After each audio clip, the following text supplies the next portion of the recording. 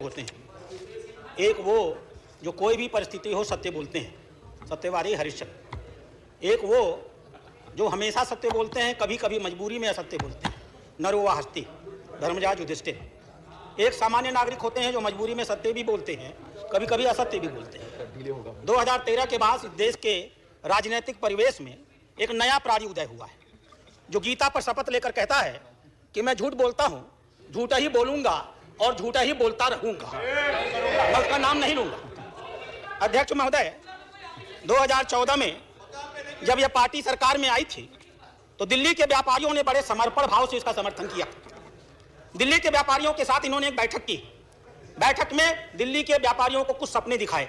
क्या थे वो सपने? हम ready to use and shift market बनाएंगे। 2014 एक भी मार्केट नहीं बना। उन्होंने कहा कि हम दिल्ली के सारे बाजारों को मॉडल बाजार बना देंगे। एक भी बाजार मॉडल नहीं बना। उन्होंने कहा कि हम दिल्ली के बाजारों को, क्योंकि लोडिंग और अनलोडिंग नहीं होती है, हम रिलोकेट करेंगे। एक भी बाजार रिलोकेट नहीं हुआ। उन्होंने कहा कि हम दिल्ली में बिजली का बिल कम करेंगे। सच्चाई यह है कि कमर्शियल का बिल दिल्ली में सारे अधिभार को छोड़ करके सबसे अधिक है, पूरे देश में सबसे अधिक है। 9 रुपए से लेकर के 14 रुपए तक का बिल देना पड़ता है। इन्होंने कहा हम दिल्ली में आएंगे तो दिल्ली का विकास कराएंगे। 9 साल के इतिहास में अगर नितिन गडकरी न होते तो इन्होंने एक भी फ्लाईओवर दिल्ली में नहीं बनवाया है। इन्होंने दिल्ली के व्यापारियों से कहा 10 मिनट की बारिश में आपके यहाँ पानी लगता है, हम इसका इलाज कर देंगे। आज की स्थिति यह है कि 10 मिनट तो दूर, 2 मिनट भी पानी बरस जाए तो पुरानी दिल्ली पानी में डूब जाती है।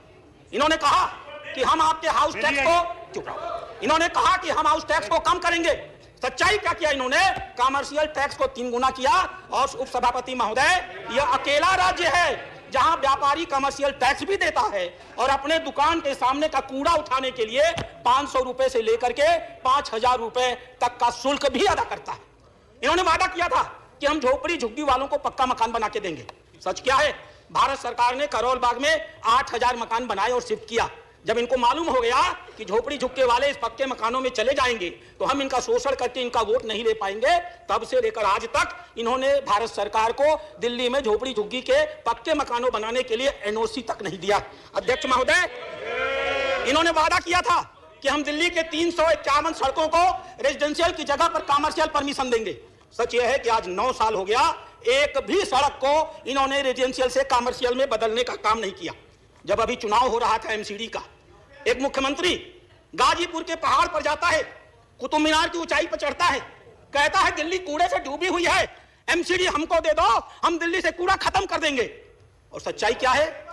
बजट में व्यवस्था करने के बाद कितनी क्रूर है यह दिल्ली सरकार। इसने अपने ही एमसीडी के लोगों से कहा हमने बजट में व्यवस्था की होगी, लेकिन जो व्यवस्था 850 रुपए करोड़ की कूड़े को हटाने के लिए की है वो हम तुमको नहीं देंगे। अपने ही सरकार को इन्होंने पैसा नहीं दिया। अध्यक्ष महोदय, इन्होंने कहा था कि दिल्ली में व्यापारिक विस्तार करने के लिए हम झोपड़ी और हम ट्रेड फेयर लगाने का काम करेंगे। दिल्ली के व्यापारी आज भी इंतजार कर रहे हैं कि दिल्ली में कोई ट्रेड फेयर लगाने का काम ये लोग कर सकें। इन्होंने कहा था कि हम दिल्ली की यातायात व्यवस्था को बेहतर करने के लिए रैपिड रेल ट्रांजिट सिस्टम लाएंगे। 700 करोड़ रुपया खर्च करना था। अभी सुप्रीम कोर्ट ने कहा विज्ञापन पर 1100 करोड़ खर्च करने वाली यह सरकार दिल्ली के यातायात पर 700 करोड़ रुपए तक नहीं खर्च कर पाई। अध्यक्ष महोदय, इन्होंने इस प्रकार से दिल्ली के लोगों को धोखा दिया तो किया क्या? मैं बैठा था कोपू की बैठक में, अमर पटनायक जी हमारे मेंबर थे। उन्होंने कहा जल्दी जाइए, दिल्ली डूब रही है, पानी लग गया। मैं उठ करके भागा, मैं वेस्टर्न कोर्ट में रहता हूं, वहां पहुंचा। वेस्टर्न कोर्ट में पीने के लिए पानी नहीं था। मैंने पूछा ऐसा क्यों? बोला वजीरपुर सेंटर डूब गया, इसलिए पूरे दिल्ली को पीने का पानी नहीं मिलेगा। कैसी शर्मनाक स्थिति पैदा कर दी। पहली बार अध्यक्छ महोदय 2019 में 8 लाख क्यूसेक पानी छोड़ा गया था और दिल्ली में कोई भी बाढ़ नहीं आई थी। इस साल सिर्फ 3,59,00,000 क्यूसेक पानी छोड़ा गया और पूरी की पूरी दिल्ली डूब गई। इसलिए डूब गई कि इन्होंने काम भी नहीं किया। 2 साल तक सिंचाई विभाग की बोर्ड की इन्होंने बैठक नहीं की। बैठक की डेट तय की, दिल्ली ने मुख्यमंत्री ने आने का वादा किया, मुख्यमंत्री गायब हो गया। दूसरी महिला मंत्री पहुंची, वो भी गायब हो गई। आज तक इन्होंने दिल्ली को यमुना के बाढ़ से रोकने के लिए 9 साल की सरकार हो गई, किसी प्रकार की कोई व्यवस्था नहीं की। इन्होंने किया क्या? परिवहन बस घोटाला किया। इन्होंने किया क्या? उपराज्यपाल ने अभी 437 लोगों को निकाला है। कोई सलाहकार था, कोई रिसर्च फेलो था, कोई विशेषज्ञ था, कोई रिसर्च एसोसिएट था, कोई कंसल्टेंट था। और वास्तव में क्या था? कोई किसी विधायक का आसपास का था, उसका भाई था, कोई किसी मंत्री का रिश्तेदार था, कोई आप पार्टी का कहीं का कन्वीनर था। ऐसे ऐसे लोगों को इन लोगों ने आरक्षण के सारे नियमों को थता बताते हुए बिना प्रॉपर तरीके से 60,000 से लेकर के 1.5 लाख तक रुपए तक की मासिक वेतन पर रखने का काम किया।